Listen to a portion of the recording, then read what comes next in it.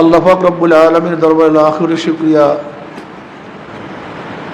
যে মাওলাই করিম আপনাকে আমাকে দয়া করে মায়া করে এখন পর্যন্ত হায়াতে রেখেছেন। ইতিমধ্যে বহুত মানুষ দুনিয়ার থেকে বিদায় হয়ে গেছে। যে মাওলাই করিম আপনাকে আমাকে সুস্থ রেখেছেন, বহুত মানুষ অসুস্থ অবস্থায় হসপিটালে, কেউ ঘরের মধ্যে, কিন্তু আল্লাহ পাক আপনাকে আমাকে দয়া করে মায়া করে সুস্থ রেখেছেন। শুকরিয়া মাওলাই করিমের, যে মাওলাই করিম সুস্থ রাখার পরেও রোজা রাখার তৌফিক দান করছেন। বহুত হাতির মতো স্বাস্থ্য, অনেক মোটা তাজা, শক্তির অভাব নাই, কিন্তু কপাল পরে রোজা রাখতে পারে না। অথচ অনেক দুর্বল মানুষ, এই তরবিয়াতে এমন কিছু মানুষ আছে যারা একেবারে দুর্বল অসুস্থ, কিন্তু রোজা ছাড়ে না। কি বুঝলাম? রোজা রাখা আল্লাহ পাকের তৌফিক ছাড়া হয় না। যদি নিজের ইচ্ছে রোজা রাখতে পারতাম, তাহলে ওই মোটা তাজা হাতির মতো স্বাস্থ্য ও রোজা রাখতে পারে নাই। অথচ এই ব্যক্তি এত দুর্বল, সে রোজা রাখলো কিভাবে? নিশ্চয়ই আল্লাহ পাকের রহমত, আল্লাহ পাকের দয়া ব্যতীত আসলে আমরা কেউ ইবাদত করতে পারতাম না। শুকর মাওলাই করিম, যে মাওলাই করিম আপনাকে আমাকে রোজা রাখার তৌফিক দান করছেন। শুকর মাওলাই করিমের, যে মাওলাই করিম রোজা রাখার মতো সুস্থ এক পরিবেশে আপনাকে আমাকে নিয়ে আসছেন। কত বড় লোক মুজাহিদ আস, কোটি কোটি টাকার মালিক, কিন্তু এখানে আসতে পারে না। এই পরিবেশে আসার সুযোগ হয় না, সময় পায় না। অথচ কত গরিব, ঠিক মতো খেতেও পারে না, সংসার চলে না, লেকিন ঠিকই পরিবেশে চলে আসছে। ভাই, ইবাদতটা ভিন্ন জিনিস। ইবাদতের তৌফিক মিলা ভিন্ন জিনিস। এটার সাথে কলবের সম্পর্ক, যেই কথা বলতেছিলাম, আসলে মূল ব্যাপার হলো কলব। কলব ছাড়া কোনো কিছুই করা সম্ভব না। যার কলবটা ঠিক হয়ে যায় তার সব কিছু ঠিক হয়ে যায়। যার কলবটা বক্র হয়ে যায় তার কোনো কিছুই ঠিক থাকে না, সব কিছু নষ্ট হয়ে যায়।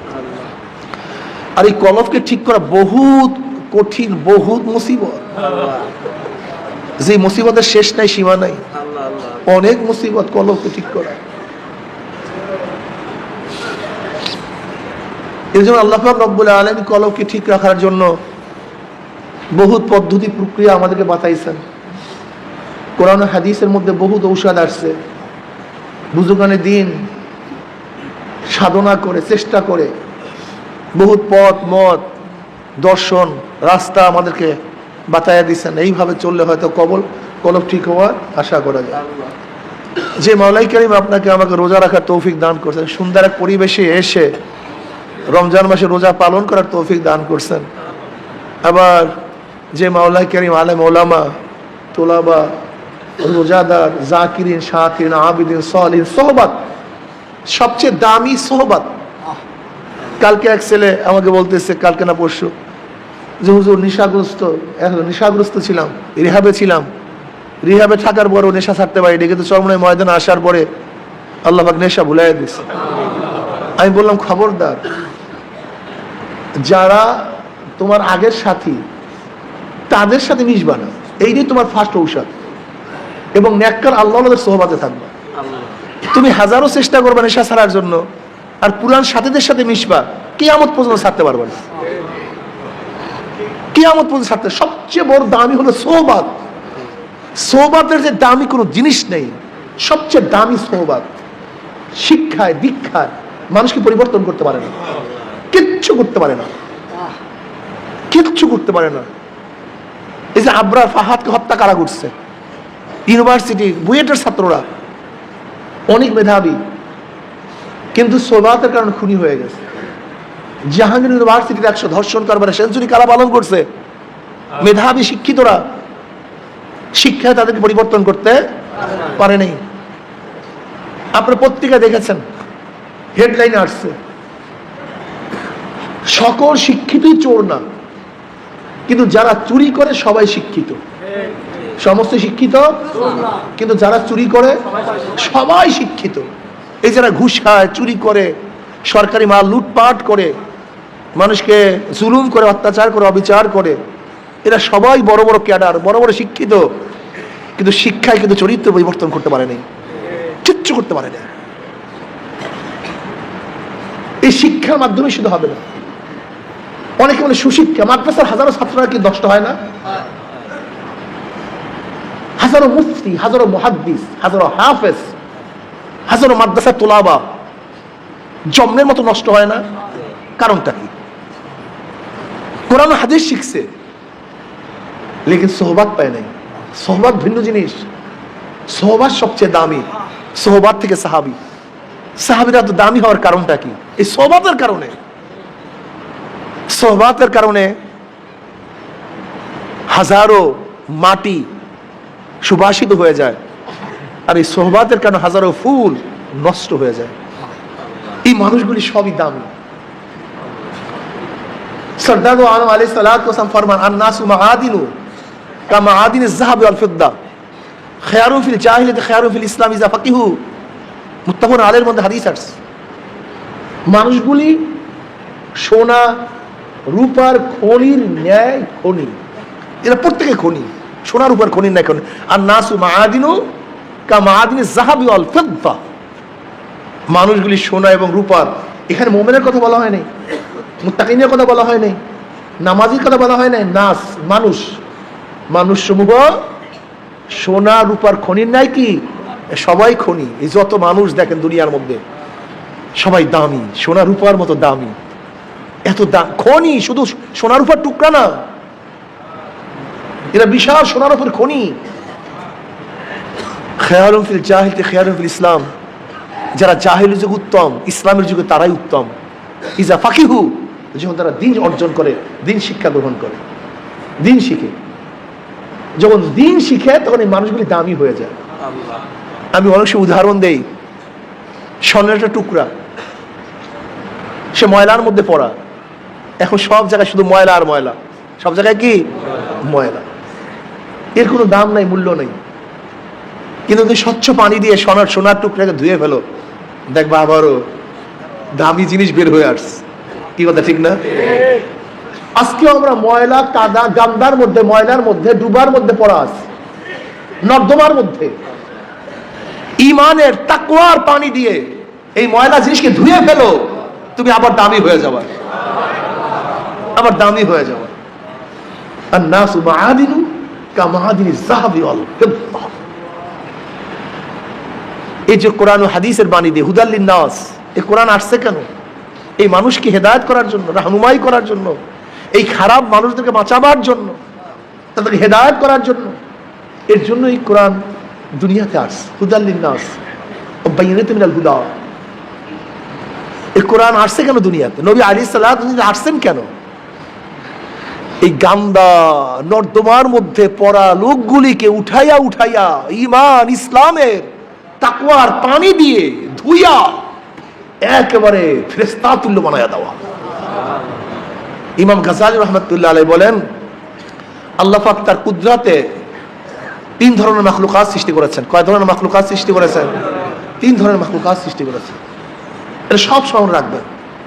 কয় ধরনের মাখলুক সৃষ্টি করেছেন? নাম্বার 1 জানোয়ার, নাম্বার 2 ফেরেশতা, নাম্বার 3 মানুষ। হ্যাঁ বলেন, 1 নম্বরে কি, 2 নম্বরে, 3 নম্বরে? মাশাআল্লাহ, এই তো ভালো। জানোয়ারকে আল্লাহ পাক প্রবৃত্তি দান করছে, চাহিদা দান করছে। কি দান করছে? প্রবৃত্তি, চাহিদা। খাওয়ার চাহিদা আছে কি নাই? পান করার চাহিদা আছে কি নাই?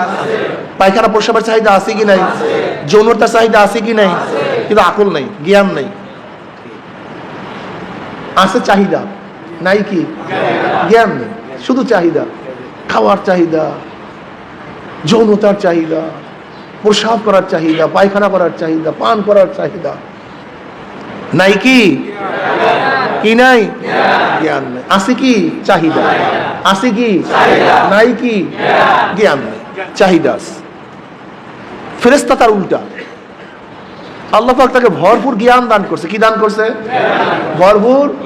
আকলের অভাব নাই, জ্ঞানের অভাব নাই, জমনের আকল আলা, জমনের আবে সলে সারাদিন ইবাদতের মধ্যে আছে। আল্লাহ পাক এরকম হাজারো ফেরেশতা নাজিল তৈয়ার করছেন সৃষ্টি থেকে এই দাঁড়ানো অবস্থা, এই আল্লাহর সামনে দাঁড়ানো অবস্থা, এই এক দাঁড়ানো অবস্থা কিয়ামত পর্যন্ত হাজারো ফেরেশতা এরকম সৃষ্টি করছেন সৃষ্টির পর থেকে রুকু অবস্থা, এক রুকু থেকে কিয়ামত পর্যন্ত হাজারো ফেরেশতা সৃষ্টি করছেন সৃষ্টির পর থেকে সেজদা অবস্থা, এই এক সেজদায়। এরপরও যখন কিয়ামতের ময়দান উঠবে তাদের পাঁজর কাঁপতে থাকবে, এরকম এরকম পাঁজর থরথর থরথর করে কাঁপতে থাকবে। কেন? আল্লাহ তোমার যেইভাবে ইবাদত করার দরকার ছিল, উচিত ছিল, সে ইবাদত সেইভাবে করতে পারিনি। দেখেন সৃষ্টির পর থেকে সেজদার মধ্যে, সৃষ্টির পর থেকে রুকুর মধ্যে, সৃষ্টির পর থেকে কিয়ামের মধ্যে, সৃষ্টির পর থেকে তাসবিহাতের মধ্যে, সৃষ্টির পর থেকে এক মুহূর্তের জন্য, এক সেকেন্ডের জন্য নাফরমানির মধ্যে জড়িত হয় নাই। এক সেকেন্ডের জন্য আল্লাহর অবদ্ধ হয় না, এক সেকেন্ডের জন্য অবদ্ধ, এক সেকেন্ডের ইবাদত থেকে নিজেকে মুক্ত রাখে নাই। এরপরও যখন কিয়ামতের ময়দান উঠবে তাদের পাঁজর থরথর থরথর করে কাঁপতে থাকবে ভয়ে। কেন? আল্লাহ যেইভাবে তোমার ইবাদত করার দরকার ছিল, উচিত ছিল, সেই ইবাদত করতে পারিনি। বনি আদম, ও বনি আদম, আমরা 2 রাকাত নামাজ 2 একটা সিজদা দেওয়ার পরে নিজেকে কি মনে করি?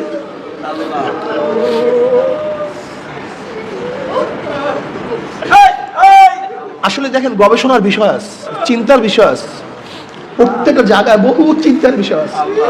আফালা তাতাফাক্কারুন, আফালা তাআকিলুন, আফালা তুবসিরুন। আল্লাহ পাক বারবার কালামে পাকের মধ্যে বলেন আফালা তাতাফাক্কারুন, তোরা কি চিন্তা করো না? আফালা তাআকিলুন, তোদেরকে জ্ঞান নাই, তোদেরকে আকল নাই। আফালা তুবসিরুন, তোরা কি কিছু দেখোস না? কিচ্ছু দেখোস না। আসলে ভাই দেখেন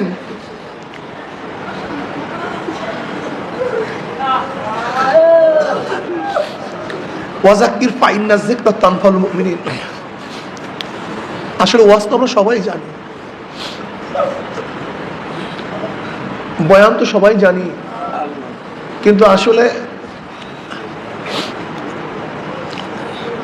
আলোচনার মাধ্যমে আবার জানা জিনিসের মধ্যে নতুনত্ব পয়দা হয়।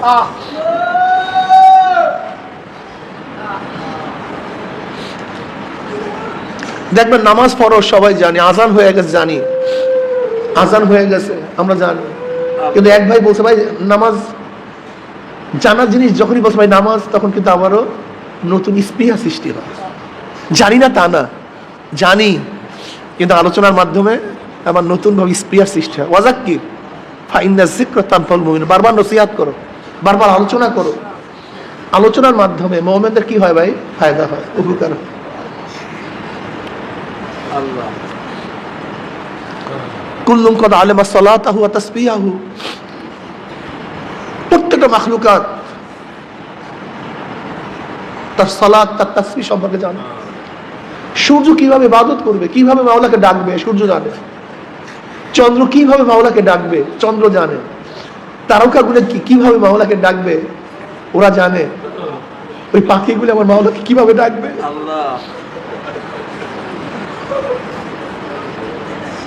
হাদিসের মধ্যে আসছে যেই বাড়িতে জানোয়ার থাকে, মুরগি থাকে, পাখি থাকে, সেই পাখির আল্লাহর রহমত নাজেল হতে থাকে। বলে কেন? তুই পাখিগুলো সবসময় মাওলাকে ডাকতে থাকে।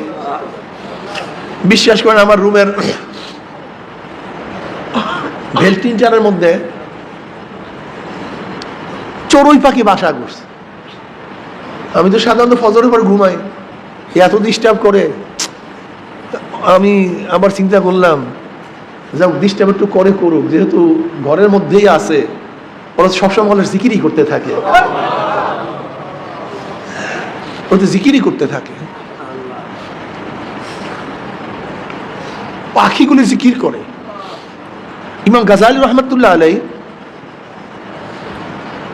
দেখছি একটা ঘটনা বয়ান করছেন, হাদিসে তো উদ্ধৃতি দিচ্ছেন যে মাখলুকাতের জীবন হলো জিকির। মাখলুকাতের জীবন কি? হায়াত হলো জিকির। যতক্ষণ তারা জিকির করতে থাকবে তত হায়াত পাবে, আর যখন জিকির বন্ধ হয়ে যাবে তখন তারা মারা যাবে। হাদিসের মধ্যে নবী আলাইহিস সালাতু ওয়াস সালাম ফরমান, মাসালুল্লাযী ইয়াযকুরু রাব্বাহু ওয়াল্লাযী লা ইয়াযকুরু রাব্বাহু মাসালুল হাইয়্যি ওয়াল মাইয়্যিত। যারা জিকির করে তারা জিন্দা, বুখারীর মধ্যে রওয়ায়াত আছে। যারা জিকির করে তারা জিন্দা, আর যারা জিকির করে না তারা মৃত্যু।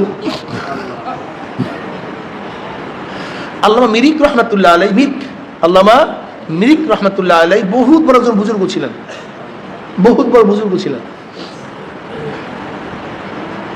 তার বুজুর্গির মাপকাঠি হলো, তার বুজুর্গি হলো তিনি যা স্বপ্ন দেখতেন সেই স্বপ্ন বাস্তবায়ন হইত।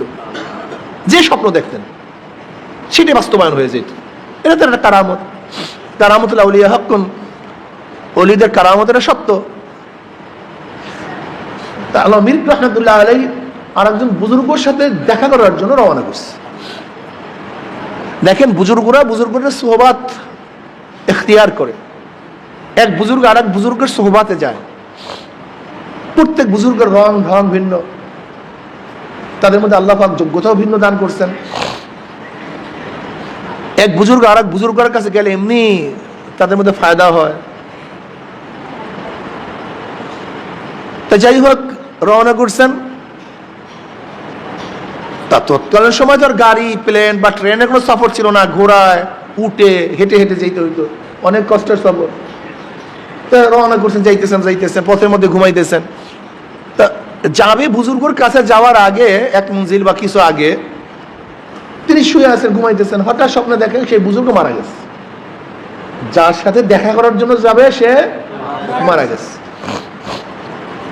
এই ওয়াকিয়াটা বয়ান করছিলেন খায়রাবাদী সাহেব রহমাতুল্লাহ আলাইহি, দামাত বারকাতুহুল আলিয়া, যে দেওবন্দের প্রধান মুফতি।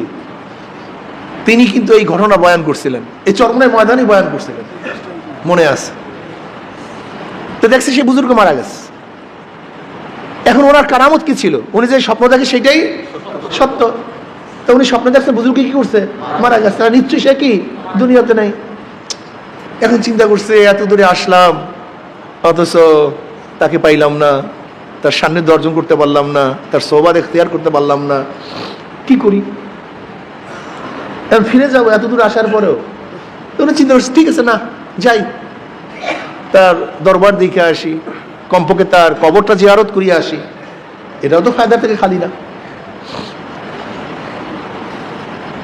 গেছেন, গিয়ে দেখেন যে না, সে মারা যায়নি, সে জেতাস। উনি তো আশ্চর্য হয়ে গেছে, ঘটনা কি? এরকম তো হয় না, ব্যতিক্রম হলো কেন? এবার তার সোহবাতে যাওয়ার পরে আল্লাহ মির রহমাতুল্লাহ আলাইহি তাকে প্রশ্ন করছেন, হযরত আমার তো হালাতেই, আমার কাশপর অবস্থায় আপনি যা স্বপ্ন দেখে তাই বাস্তবতা হয়, কিন্তু আমি তো আপনাকে স্বপ্ন দেখলাম গতকালকে যে আপনি দুনিয়াতে নাই, কিন্তু বাস্তবতা দেখে আপনি আছেন, ঘটনা কি? তুমি স্বপ্ন ঠিক দেখছো, তোমার স্বপ্ন মিথ্যা না, তোমার স্বপ্ন ঠিক ছিল। যখন আমাকে মৃত্যু অবস্থায় দেখছো নিশ্চয়ই তখন আমি জিকির থেকে গাফিল ছিলাম। আর হাদিসের মধ্যে আসছে, যারা জিকির করে তারা জিন্দা, আর যারা জিকির করে না তারা মৃত্যু। নিশ্চয়ই তুমি আমাকে ঠিকই দেখছো, কিন্তু আমি জিকির থেকে গাফিল ছিলাম, এর জন্য আমাকে মৃত্যু দেখছো। আসলে দেখেন, আমাদের চিন্তা ভাবনা আর আল্লাহ ওয়ালাদের চিন্তা ভাবনা কিন্তু এক না। এই যে বর্তমান জমানায় যে ফালতু লোকগুলি বের হয়েছে, ফাসেক লোকগুলি বয়ান করতেছে, ইসলাম ধ্বংসের জন্য এর চেয়ে বড় কিছু জরুরত নেই। ইসলাম ধ্বংসের জন্য এইটাই যথেষ্ট, আর কিছু দরকার নেই। আমাদের মতো ফাসেকটা বয়ান করা মানে ইসলামকে জবাই দেওয়া, আর কিছু দরকার নেই। হাদিসে নাই, কোরআনে নাই, অমুকে নাই, তমুকে নাই, এই বুখারীতে নাই।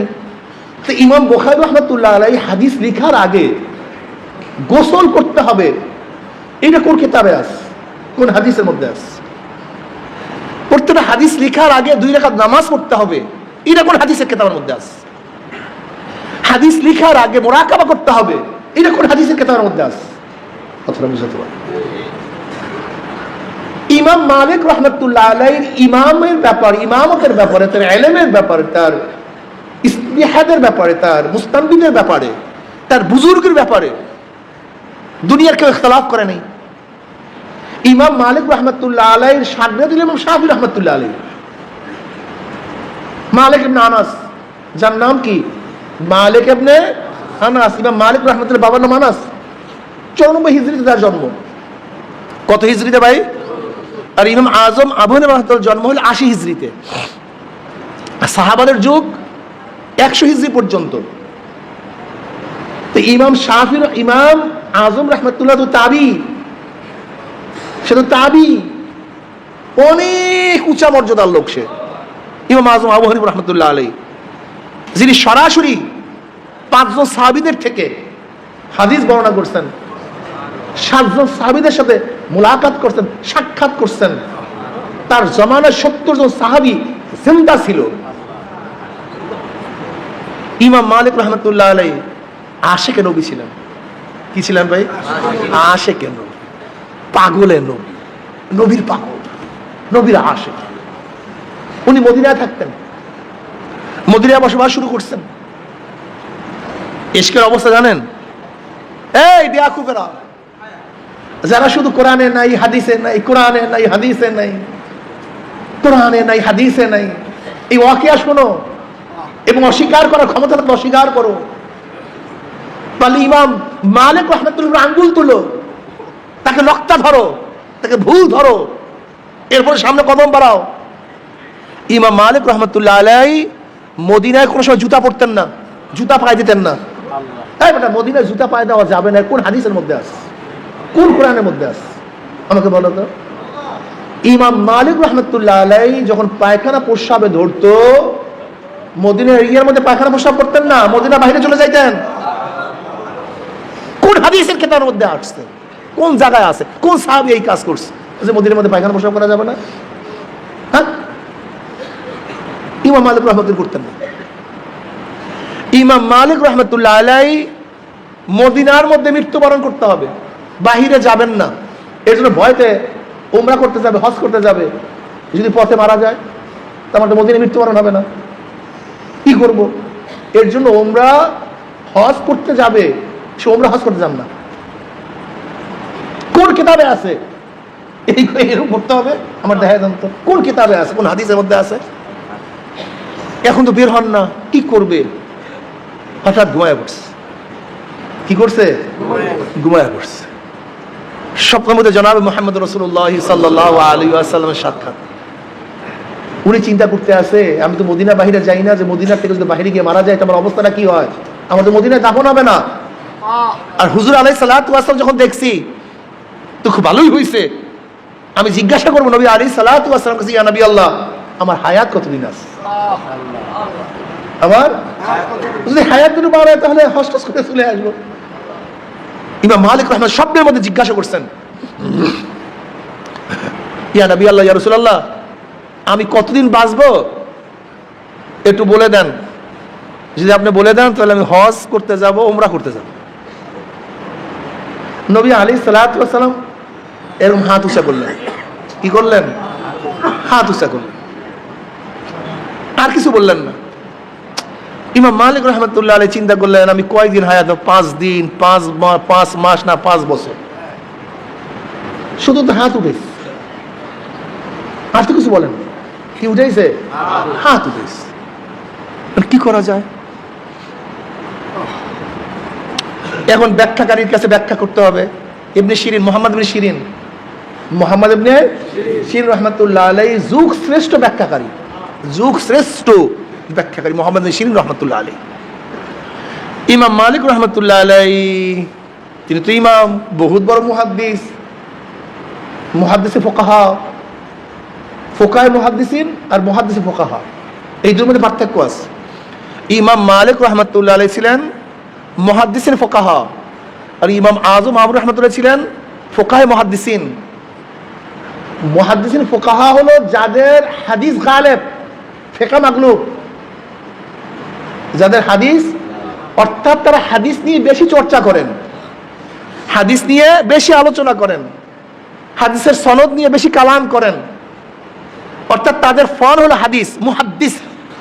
কিন্তু তাদের কাছে মানুষ মাসালা জিজ্ঞাসা করে, মাসাল ইস্তেনবাত তারা করে, কিন্তু তাদের গালেব কি, প্রাধান্য কি, হাদিস, কিন্তু ফতুয়াও দেন।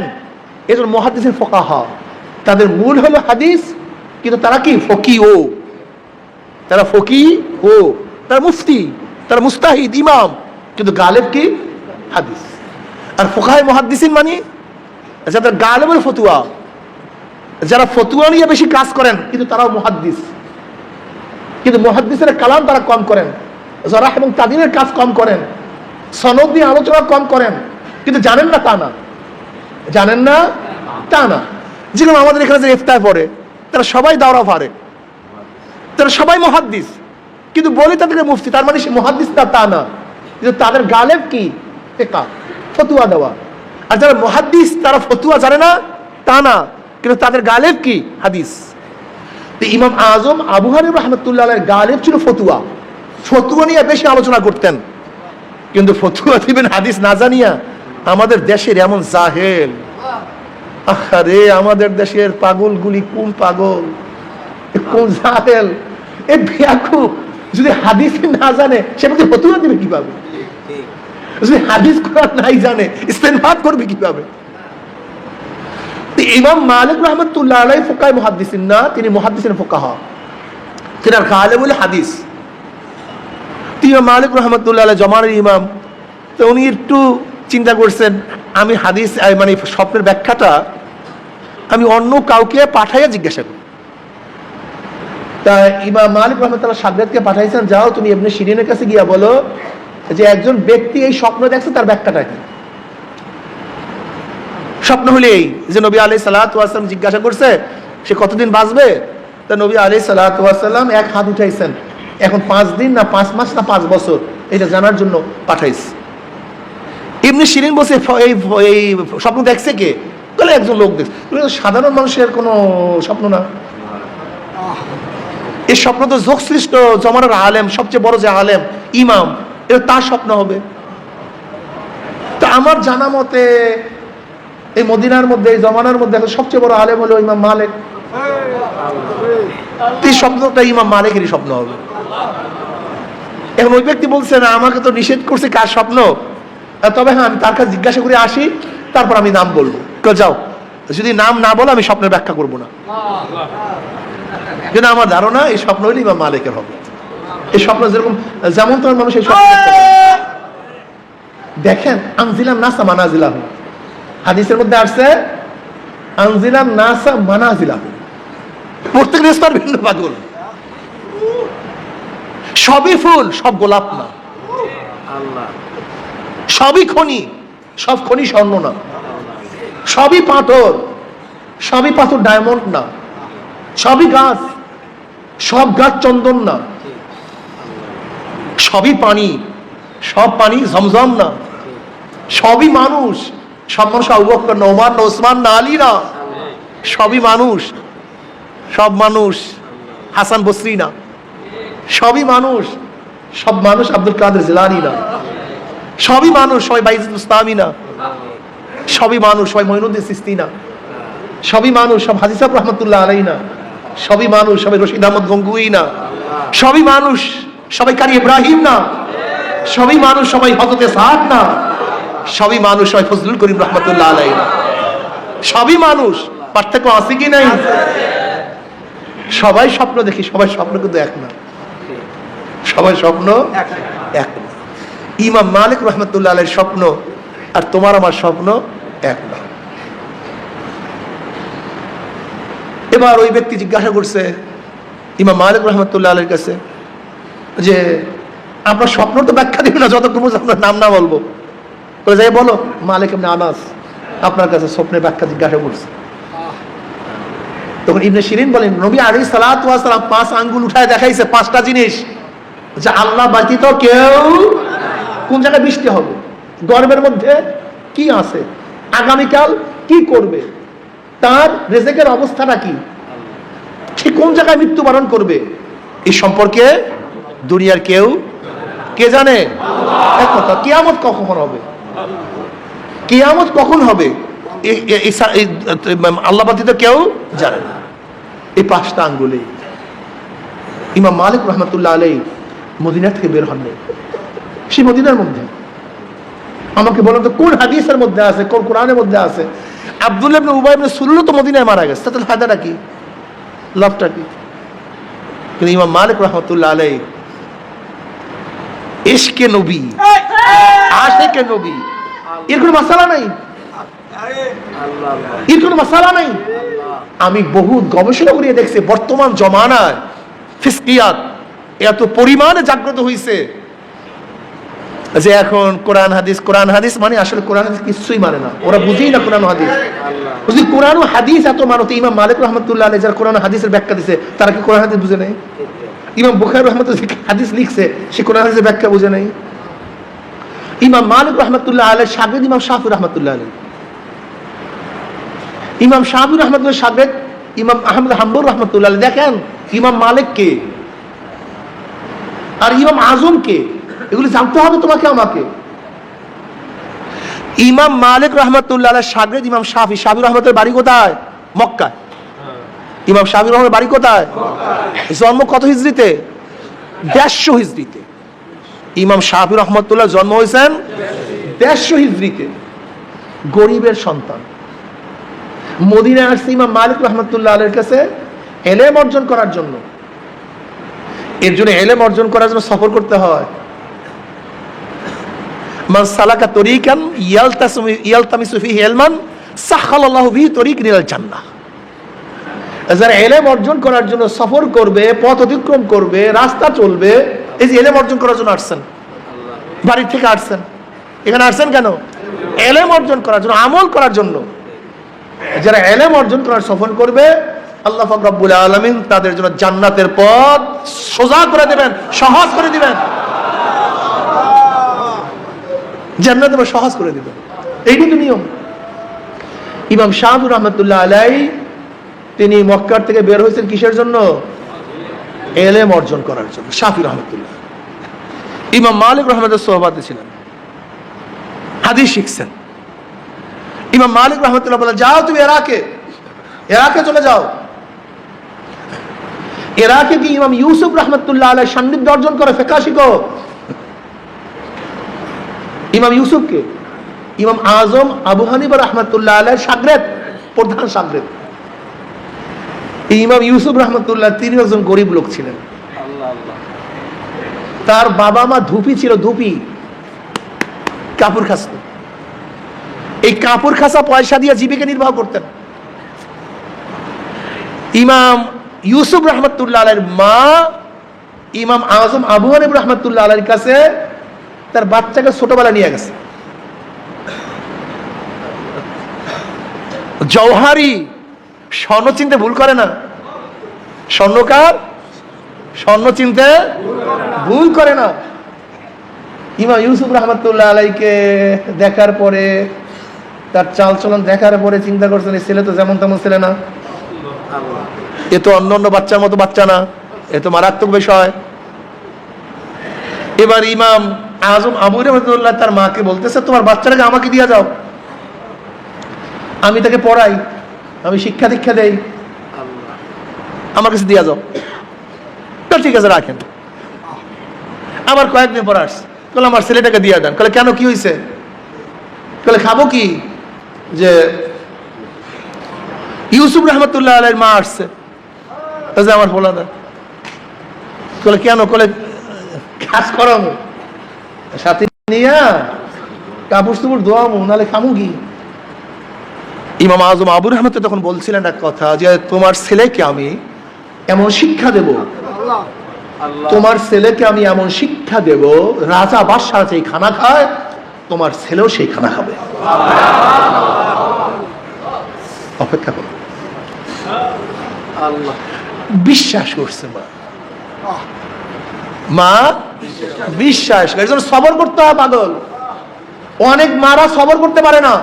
আমার মারা যারা ঘরে আছেন, বয়ান শুনতেছেন, মাদ্রাসায় পড়ান না, আমাদের চরমোনাই অধিকাংশ বাচ্চারা মাদ্রাসায় পড়ে না। আমার মা বোনেরা এত তালিম শুনে, এত বয়ান শুনে, কিন্তু মেয়েগুলিকে সব স্কুলে বেপর্দা অবস্থায় পাঠায়। আচ্ছা বলেন, বিশ্বাসের হাট বুখাইনগর চরমনি ইউনিয়নের স্কুলগুলিতে মেয়েরা বেপর্দা যাবে কেন? এদের তো 100% পর্দা করা উচিত ছিল, কিন্তু দিনের মেজাজ পরিবেশ কেন আমাদের চরমনি ইউনিয়নের মা বোনেরা কেন বোরকা পরবে না? কেন? কারণটা কি? স্কুলের কোন মেয়েরা, আমাদের এই বিশ্বাসেরা সব তো আশেপাশের আমাদের এই 7 নম্বর ওয়ার্ডেরই বেশি ছাত্রছাত্রী বোরকা পরে না। এই যে রাজার সর আমাদের নাকের দরজায় জবেদুল স্কুল বোরকা পরে না, বুখাইনগর বোরকা পরে না। কারণটা? রাজার সর বোরকা পরে না, চরকলা বোরকা পরে না, সব মেয়েগুলি বোরকা ছাড়া। আমি চিন্তা করলাম ঘটনা কি, চরমনি ইউনিয়ন অবস্থা খারাপ কেন? যেই যুগের মানুষ যত বেশি খারাপ হয়েছে, ওই যুগে ওই সময় আল্লাহ পাক নবী নাযিল করছে, নবী পাঠাইছে। এদের কলম যে কত বক্র আপনি চিন্তা করতে পারবেন না। এই আশেপাশের আপনি জানেন এদের কলম কত বক্র, কত খারাপ, কত মারাত্মক, মারাত্মক। সবর করে না। ওই ইউসুফ রহমতুল্লাহ আলাইহির মা যদি সবর না করতেন, ওই ধোপাকড়িতে লাগাই দিতেন, এর নামও দুনিয়ার কেউ জানতো না, কেউ নামও জানতো না। কি জানতেন নাম? কিন্তু ইমাম ইউসুফ রহমতুল্লাহ আলাইহি ইমাম আজম আবু রহমতুল্লাহ সান্নিধ্যে ছিলেন। ইমাম আজম আবু হানিফা রহমতুল্লাহ বহুত বড় ব্যবসায়ী ছিলেন, ধনী ছিলেন, ব্যবসায়ী ছিলেন। তারা নিজের পয়সা দিয়ে ইমাম ইউসুফকে পড়াইছেন। ইমাম ইউসুফ রহমতুল্লাহ আলাইহি কাজী ছিলেন, বহুত বড় চিফ জাস্টিস। শুধু চিফ জাস্টিস ছিলেন না, তিনি হাজারো আইন প্রণয়ন করছেন, আইন প্রণয়ন করছেন, প্রবক্তা। আইন লিখতেন, আইন বানাইতেন, কোরআন হাদিসের মাধ্যমে ইস্তেনবাত করতেন। ইউসুফ রহমতুল্লাহ আলাইহি এক বাদশার দরবারে, বাদশা তাকে তার প্রয়োজনে নিছে মাসালা হল করার জন্য, পরামর্শ চাওয়ার জন্য। তার শাহী দরবারে বাদশাহী খানা, ইমাম ইউসুফ রহমতুল্লাহ আলাইহি তখন এই কথাটা বলেছিলেন, আমার ওস্তাদ বলেছেন তোমাকে আমি এমন শিক্ষা দেব, তুমি এমন খানা খাওয়া যারা বাদশারা খায়। আজকে সেইটাই বাস্তবতা ঘটল। কথাটা বুঝাতে পারছি? তো ইমাম শাফি রহমতুল্লাহ আলাইহি ইমাম মালিক রহমতুল্লাহ আলাইহির কাছে হাদিস শিক্ষার পরে ইমাম মালিক রহমতুল্লাহ আলাইহি বলেন, যাও তুমি ইউসুফের কাছে যাও ইরাকের মধ্যে, সেখানে গিয়ে ইলমে ফিকহ শিক্ষা গ্রহণ করো। আল্লাহর কি কৃষ্ণ, ইমাম শাফি রহমতুল্লাহ আলাইহি সেখান থেকে আসতে আসতে ইমাম ইউসুফ রহমতুল্লাহ দুনিয়াতে নাই, তিনি দুনিয়ার থেকে বিদায় হয়ে গেছেন।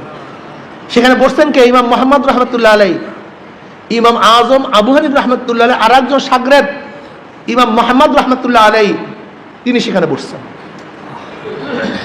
সেখানে তিনি বসছেন।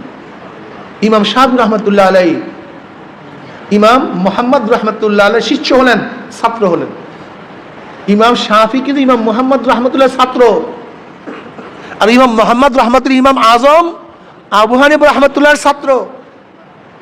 অথচ আমাদের দেশের জাহেলরা কি বলে? ইমাম আজম তিনি হাদিস জানেন না। আস্তাগফিরুল্লাহ। বিয়াকুবির তো একটা চরম সীমা থাকা চাই, এই চরম সীমা অতিক্রম করছে। ইমাম শাফি রহমতুল্লাহ আলাইহি সেখান থেকে ইলম অর্জন করার পর মিশরে চলে যান। ইমাম মুহাম্মদ রহমতুল্লাহ আলাইহি থেকে ইলম অর্জন করার পর মিশরে চলে যান। উনি আজীবন মিশরে ইন্তেকাল করেন। ইমাম শাফি রহমতুল্লাহ আলাইহি যখন ইমাম মুহাম্মদ রহমতুল্লাহ আলাইহি থেকে বিদায় হন, তিনি তখন বলছেন, হামালতু আন মুহাম্মাদান বিকরু বাগীরান, আমি মুহাম্মদ থেকে এক উট বোঝা পরিমাণ ইলম অর্জন করছি। এত ইলম ছিল তার। এই ইমাম শাফি রহমতুল্লাহ আলাইহি শাগরেদ ইমাম আহমদ বিন হাম্বল রহমতুল্লাহ আলাইহি, আর ইমাম আহমদ হাম্বল রহমতুল্লাহ শাগরেদ ইমাম বুখারী রহমতুল্লাহ আলাইহি। যাই হোক, আমি যেটা বলতেছিলাম, ইমাম মালিক রহমতুল্লাহ এত বড় ইমাম, এত বড় মুহাদ্দিস, এত বড় মুফতি, কিন্তু এশকে নবীর হালাতটা কি?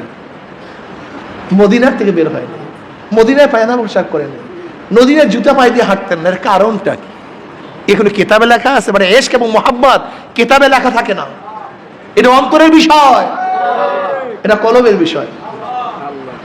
इश्क़ आसो लस्तु कुसु बरफुरु हर के जुज़मा शु के बाकी जुमला सु इश्क़ের আগুন যদি কলবে একবার লাগিয়া যায় তাহলে সব সালাইয়া পুরাইয়া সব সারকার করিয়া বলে কিচ্ছু ঠিক থাকে।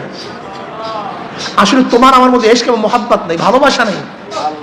লা তাকুমুস সাআ হাত্তা ইয়াকুলু ফিল আরদি আল্লাহ আল্লাহ, ততক্ষণ পর্যন্ত কিয়ামত হবে না যতক্ষণ পর্যন্ত গোটা দুনিয়ার মধ্যে আল্লাহ আল্লাহ আল্লাহ বলার মধ্যে একজন লোক থাকবে, ততক্ষণ পর্যন্ত দুনিয়াতে কি হবে না।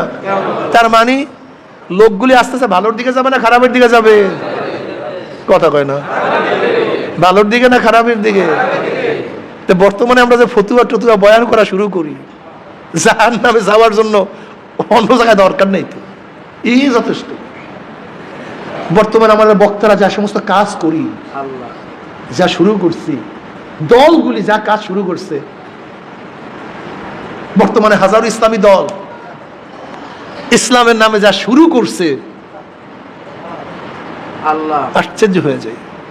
এই যদি ইসলাম হয় তাই গায়ের ইসলাম কি? এটি ইসলাম হয়, ইসলামের ধ্বংসের আলামত কি? এটি ইসলাম হয় তাই ইসলামের কিয়ামতের আলামতটা কি? দেখেন চরমনায় মুজাহিদরা সংখ্যা আস্তে আস্তে কমতে থাকবে, বাড়বে না। ইসলামের মুসলমান মুহাম্মদের সংখ্যা আস্তে আস্তে বাড়বে না। সতর্ক থাকেন, জানোয়ারের পাল হবেন না, মহিষের পাল হবেন না। একটা মহিষ সামনে যায় পিছনে সমস্ত মহিষ যায়, একটা গরুর সামনে যায় পিছনে সমস্ত গরু চলতে থাকে। দেখবেন হাজার হাজার হাঁস, একটা হাঁস সামনে যায় পিছনে সমস্ত হাঁসগুলি চলতে থাকে। খবরদার, হাঁসের পাল হবেন না, গরুর পাল হবেন না। উমর বিন খাত্তাব রাদিয়াল্লাহু আনহু কথাকে কিয়ামত পর্যন্ত অন্তরের মধ্যে কলবের মধ্যে ধারণ করেন। কিয়ামত পর্যন্ত কি বলেছেন? যদি গোটা দুনিয়ার মধ্যে কেউ মুসলমান না থাকে আমি একা মুসলমান থাকবো, একা একা। গোটা দুনিয়ার মধ্যে কেউ যদি নামাজ না পড়ে আমি একা নামাজ পড়ব। গোটা দুনিয়ার মধ্যে কেউ যদি রোজা না রাখে আমি একা রোজা রাখবো। গোটা দুনিয়ার মধ্যে কেউ পর্দা না করলে, কেউ পর্দা না করলে, কেউ পর্দা না করলে, কথা কয় না, কেউ নাই দুনিয়ায়, কেউ পীর বুজুর্গ মুহাদ্দিস মুফতি কেউ পর্দা করে না। গুমরাহ হবেন না। লা তুআত লি মাখলুকিন ফি মাসিয়াতিল খালিক, গুনার উপর কারো অনুসরণ করা যাবে না। চরমনায় মুজাহিদরা হাদিসের ওই বাস্তব নমুনা আসতে আছে। নবী আলাইহিস সালাতু কি বলছেন? এমন এক জমানা আসবে ঈমান রাখা কেমন কষ্ট। জ্বলন্ত আগুনের আংটা, আগুনের কয়লা, জ্বলন্ত আগুনের কয়লা হাতের মধ্যে রাখা যত কষ্ট, ঈমানের উপর ইসলামের উপর থাকা তত কষ্ট হবে। কিন্তু খবরদার, সতর্ক থাকেন, মারাত্মক অবস্থা। আপনি বুঝেন একটা আগুনের কয়লা হাতের মধ্যে, হ্যাঁ, তার চেয়ে বেশি কষ্ট হবে। ভুলিয়েন না কিছু, বিভ্রান্ত হবেন না। কিন্তু খবরদার, গোটা দুনিয়া সবাই বিপর্দা হইলেও পর্দা ফরজ। গোটা দুনিয়া সবাই দাড়ি ছাটলে কামাইলেও দাড়ি রাখা ওয়াজিব। সবাই দাড়ি কামায়, সমস্ত ওলামায়ে কেরাম দাড়ি কামায়, ছাটে, কিন্তু দাড়ি রাখা কিন্তু ওয়াজিব। দাড়ি ছাটা কাটা সম্পূর্ণ হারাম, মনে রাখবেন। ধ্বংস হয়েন না, জমানা খুবই খতরনাক, ঈমানের উপর থাকা খুবই মুসিবত। জানি না কয়দিন কি হয়, খুব কঠিন মাসালা, খুব শক্ত থাকেন। শায়েখ রহমতুল্লাহ আলাইহি, আমাদের শায়েখ মুর্শিদ রহমতুল্লাহ আলাইহি যেই পথের উপরে ছিলেন, যেই মতের উপরে ছিলেন, পাহাড় নড়িয়া যাবে ইনশাআল্লাহ, মাসার পরে ইনশাআল্লাহ। কেন মৃত্যুর পরে এখন আর নতুন ভাবে তার নতুন কিছু করার নেই। তিনি যা করছেন আমরা দেখছি শরিয়া সম্মত, এর জন্য এই কথা বললাম। যদি তিনি বেঁচে থাকতেন তাই কথা বলতে পারতাম না, কারণ জানি না তার ভবিষ্যতে কি হয়, কথাটা বুঝাতে পারি নাই। কিন্তু তিনি চলে গেছেন, আমরা বহু গবেষণা করছি, তার কোনো মত এবং পথের মধ্যে গুমরাহি ছিল না। কি কথা ঠিক না? এবং আমরা তাকে আল্লাহর ওলি মনে করি। আমি বিশ্বাস করি যতদিন পর্যন্ত এই আল্লাহর কুতুবের আদর্শ নীতির উপরে কায়েম ও দায়েম থাকবেন, আশা করি ইনশাআল্লাহ যেমন আমাদের দাদাজান আব্বাজান রহমতুল্লাহ আলাই তারা স্পষ্ট আল্লাহ পাকের জাতের উপরে ভরসা করে বলেছেন, তোমাদেরকে যে 5 ঔষধ রাখলাম যদি ঠিক মতো থাকতে পারো, শয়তান পাহাড় টলাতে পারে, তোমাদের ঈমান টলাতে পারবে না ইনশাআল্লাহ। মুস্তাকামাত থাকলে জমানা খুবই খারাপ, খুবই কঠিন। কিন্তু নবী আলাইহিস সালাতু ওয়াস সালাম একদিন জমিনের উপর সোজা একটা টান দিয়েছেন, সোজা। এরপর টান দেওয়ার এদিকে টান দিয়েছেন, এদিকে টান দিয়েছেন, এদিকে টান দিয়েছেন, এদিকে টান দিয়েছেন। এবার নবী আলাইহিস সালাম সাহাবাদেরকে জিজ্ঞাসা করছে, সাহাবারা জানো আমি কেন এই একটা দিলাম এবং আশেপাশের ডাকগুলি কেন দিলাম? আল্লাহ আল্লাহ রসুলই ভালো জানে। দেখো এইটা হলো সোজা জান্নাতের পথ, সিরাতুল মুস্তাকিম। এই সোজা পথটা কি সবাই বলেন? কিসের পথ? জান্নাতের, ওই সোজা জান্নাতের পথ। আর আশেপাশের পথগুলি কি? গোমরাহির পথ, জাহান্নামের পথ। তাহলে দেখো তোমরা যখন জান্নাতের পথে চলতে যাও, প্রত্যেকটা মোড়ে মোড়ে শয়তান দাঁড়ানো আছে। কত সুন্দর উদাহরণ রে, কত সুন্দর নবী আলাইহিস সালাম বুঝাইয়া দিস। প্রত্যেকটা মোড়ে মোড়ে মোড়ে মোড়ে প্রত্যেকটা পদে পদে কি দাঁড়ানো আছে? যখনই জান্নাত থেকে যাইতে যাবা অমনি টান দেবে, দিকে পথে এইটা। মুজাহিদের সামনে যাবা আবার টান দেবে, পথে এইটা। আবার সামনে যাবা পথ এইটা, আবারও সামনে যাবা পথ এইটা। খবরদার এদিক ওদিকে যাওয়া যাবে না। যে যেই মানের শয়তানের ধোকাও সেই মানে, যে শয়তানের ধোকাও। আব্দুল কাদের জিলানী রহমতুল্লাহ আলাইহি একদিন রাস্তা দিয়ে হাঁটতেছেন, দেখেন মেঘ ছায়া দিতে আছে। কি ছায়া দেয়? তিনি হাঁটতেছেন, ছায়া দিয়ে চলতেছে মেঘ, তাকে দেখতেছে, তার সাথে সাথে চলতেছে। আপনার আমি কি মনে করতাম বিশাল বুজুর্গ, আমার সে বড় বুজুর্গ আর কি আছে, মেঘ আমাকে ছায়া দেয়। কিন্তু আব্দুল কাদের জিলানী রহমতুল্লাহ চিন্তা করলেন, কই নবী ছাড়া তো কোনো বুজুর্গকে মেঘ ছায়া দেয় না, নবী ছাড়া তো কোনো বুজুর্গকে মেঘ ছায়া দেয় না, তা আমাকে ছায়া দেয় কেন? নিশ্চয়ই এটা শয়তান, নিশ্চয়ই এটা কি? লা হাওলা ওয়ালা কুওয়াতা ইল্লা বিল্লাহিল আলিয়্যিল আযীম। ফুল মারছে, অমনি দেখে মেঘ নেই, মেঘ পরিষ্কার। সামনে এক বুড়া মেয়ার ডালিনে হাঁটি হাজির, সামনে এক বুড়া মেয়া হাজির হয়ে গেছে। কে তুই? কেউ আমি তো ইবলিস। ছায়া দিছে কেউ? আমি। ছায়া দিছে আমি। কেউ আপনাকে আসলে আপনার এলেম বাঁচায় দিছে। আমি কত বুজুর্গকে এই মেঘের ছায়া দিয়া নিজের মধ্যে বুজুর্গি ভাব সৃষ্টি করে ধ্বংস করে বলাইছে। কিন্তু আপনি আহলে এলেম, এলেমওয়ালা দেখেন বর্তমান জামানায় কিন্তু আমাদেরকে একটু তারিফ পেলে, আহলে এলেম, আপনি এলেমওয়ালা, এই ফুইলা যাই। কি যে মনে করি নিজেকে, কি রে মামা। বরফির আব্দুল কাদের জিলানী রহমতুল্লাহ আলাইহি যখনই বলছেন আপনার এলেম আপনাকে বাঁচায়া দিস, কত বুজুর্গকে ধ্বংস করে ফেলাইস। এবার আব্দুল কাদের জিলানী রহমতুল্লাহ আলাইহি বলেন, ও শয়তান, যদি এলেমই আমাকে বাঁচাইতে পারতো, আমার থেকে তুই বড় আলেম, তোকে বাঁচাইতে পারলো না কেন? তোর এলেম তোকে বাঁচাইতে পারলো না কেন? তুই তো আমার থেকে হাজার হাজার গুণ বড় আলেম, তুই তো মুআল্লিমুল মালাইকা। আল্লাহ তো তোকে সমস্ত এলেম দান করছে, সমস্ত নবীদেরকে যত এলেম দান করছে ওই পরিমাণ ব্যাখ্যা সহকারে তোকে এলেম দান করছে। তোর তো এলেমের কোনো অভাব নেই। শয়তানের নাম আলেম, ও অনেক জানে, জমনের জানা জানে, তা তোকে রক্ষা করতে পারলো না কেন? যদি এলেমে আমাকে বাঁচাইতে পারে, তুই তোকে বাঁচাইতে পারলো না কেন? শোন শয়তান, আমাকে এলেম আমাকে বাঁচায় না, আমার মাওলা আমাকে বাঁচাইছে, আমার মাওলা রহমান আমাকে বাঁচাইছে। তখন শয়তান বলছে, আসলেও আপনার আল্লাহর রহমান। ভাইও, আল্লাহর রহমান ছাড়া কিচ্ছু হয় না রে পাগল। ইমাম হযরত বরবিল আব্দুল কাদের জিলানী রহমাতুল্লাহ আলাইহি যেই মানের শয়তান তাকে ধোঁকাও দিছে, সেই মানে তোমার আমার তো কিছুই লাগে না, এমনি তো আমরা শয়তানের গোলাম, সারাদিন শয়তানই তো কাম করি। শয়তান টাকা দেবে কোন সময়? বরং মিনাল জিন্নাতি ওয়ান নাস আল্লাযী ইউওয়াসউইসু ফি সুদুরিন নাসি মিনাল জিন্নাতি ওয়ান নাস। শয়তান কয় প্রকার? কয় প্রকার? জিন শয়তান, এর মধ্যে শেষ শয়তান কোনটা? মানুষ শয়তান। মিনাল জিন্নাতি ওয়ান নাস, তার মানে মানুষ শয়তান অনেক বড় শয়তান, এই মারক তো অসওয়াসা দেয়। এর জন্য ভাইও চরমনাইতে যারা আছেন খুব সতর্ক থাকিয়েন, খুব সতর্ক থাকিয়েন, খুব সতর্ক। খবরদার, আল্লাহর কুতুব রহমতুল্লাহ আলাইহি যেই মত, যেই পথ, যেই আদর্শ রাখছেন, ইনশাআল্লাহ ভুল হওয়ার ভুল তো এখন তো আর, সে তো মাঝি হয়ে গেছে, মাঝি তো আর ভুল হয় না, মাঝি তো সব, নতুন হওয়ার কিছু নাই, ভুল সঠিক সব তো মাঝিতে। কথাটা বুঝাতে পারি নাই। আমি এখানে আসছি, আমার আসার মধ্যে কোনো ভুল আছে? আমি যাব, যাইতেও পারি, কিন্তু মাঝির মধ্যে কি থাকে না? সব থাকে না, সন্দেহ থাকে না।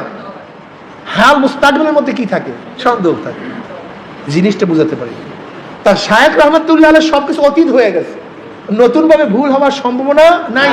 ভুল সদ্য সব শেষ, বাঁচা গোছা সব শেষ। তার যতগুলি সঠিক বিষয় আছে, ওই বিষয়গুলির উপর যে ইনশাআল্লাহ আমরা ইস্তেকামত থাকতে পারি, আশা করা যায় ইনশাআল্লাহ, আশা করা যায় ইনশাআল্লাহ, তাহলে এই কাফেলা একদিন না একদিন জান্নাতে যেতে পারবে, যে আল্লাহ কবুল করেন। রাজি আছেন ইনশাআল্লাহ?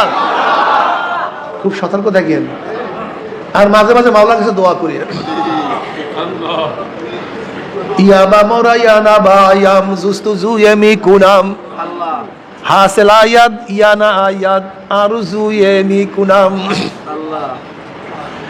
এইটা বেশি বেশি হাজী সাহেব রহমাতুল্লাহ আলাইহি এই বয়াতটা বেশি বেশি পড়তেন।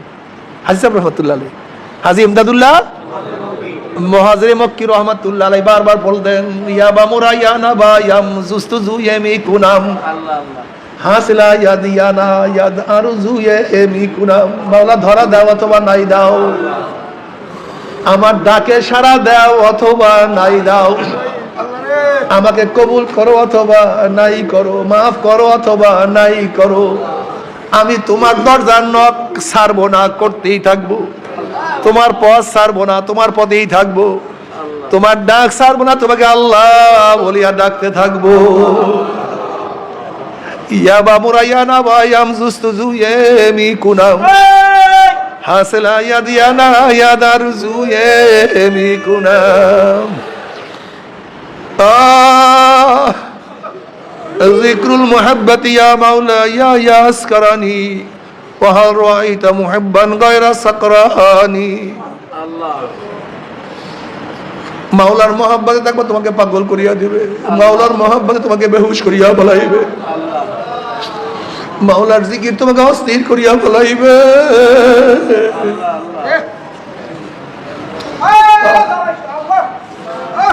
বাবার আজকে রহমতের 10-4 দিন চলিয়া যাইতে আছে। নবী আলাইহিস সালাতু ওয়াস সালাম ফরমান, মাওলার রহমত বুঝে কেউ জান্নাতে যাইতে পারবে না। সাহাবারা বলেন, ইয়া নবী আল্লাহ, আপনি? বলে, আমিও না, আমিও না। এ আমার যুবক বাবারা, এ আমার মুরব্বী বাবারা, আমার পর্দার মা বোনেরা, যদি নবী আলাইহিস সালাতু ওয়াস সালাম মাওলার রহমত পেতে জান্নাতে যাইতে না পারে, তোমার আমার উপায় কি? তোমার আমার ইয়া আরহামার রাহিমিন, ইয়া আরহামার রাহিমিন। রহমতের 4 দিন চলিয়া যাইতে আছে, যাই না রহমত পাইলাম কি পাইলাম না। আজকে রমজানের 4 দিন চলিয়া যাইতে, যাই না গুনাহ খাতা মাফ করাইতে পারলাম কি পারলাম না। আজকে রমজানের 4 দিন চলিয়া যাইতে, যাই না জাহান্নাম থেকে নিজেকে মুক্তি করতে পারলাম কি পারলাম না। আমার জন্য দোয়া চাই, আমিও দোয়া করি, বেশি বেশি দোয়া। আল্লাহ পাক যদি কবুল করেন, আল্লাহ যদি রমজান মাসে কবুল করে, আল্লাহ যদি কবুল করে রমজান মাসে শুক্রবারে কবুল। আল্লাহুম্মা আমিন, আল্লাহুম্মা আমিন। আল্লাহ যখন কবুল করে, ঈমানের সাথে কবুল করিয়া। আল্লাহ যখন কবুল করবে, ঈমানের সাথে কবুল করি। আল্লাহ, আল্লাহ যখন কবুল করবে, ঈমানের সাথে কবুল করবে।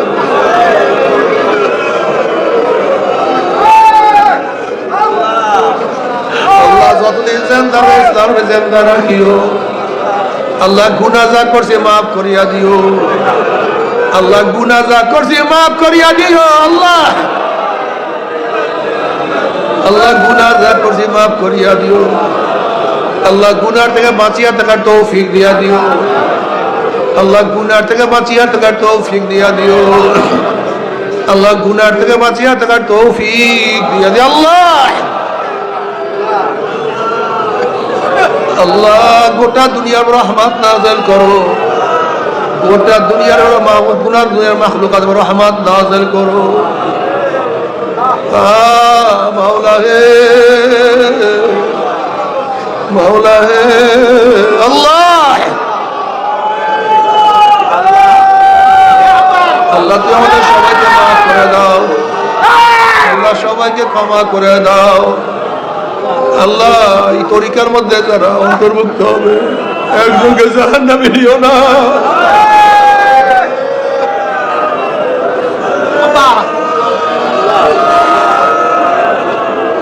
রশিদ আহমদ গঙ্গুই রহমাতুল্লাহ আলাইহি কাবা শরীফের সাথে মাথা টাকার দোয়া করে 3 দিন পরে বলে আলহামদুলিল্লাহ মাওলা আমার দোয়া কবুল করছে বলে কি দোয়া বলে মাওলার কাছে দোয়া করছে মাওলা হে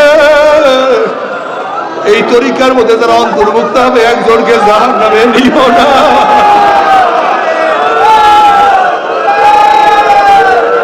মাওলা আমার দোয়া কবুল করছে আল্লাহ একজনকে জাহান্নামে নিও না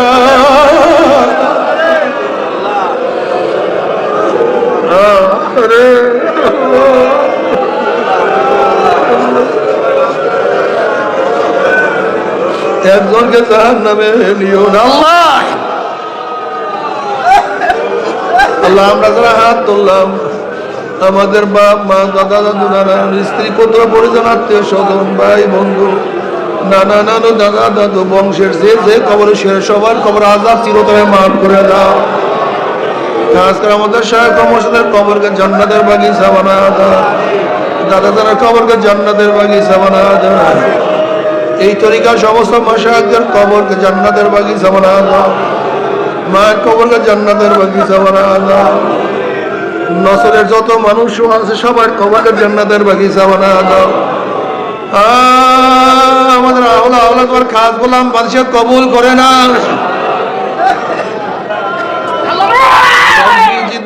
ربي يسر ولا تؤثر وتمم بالخير رب ارحمهما كما ربياني صغيرا وصلى الله تعالى على خير خلقه محمد وآله وأصحابه وأزواجه وأتباعه أجمعين ارحمنا معهم برحمتك يا أرحم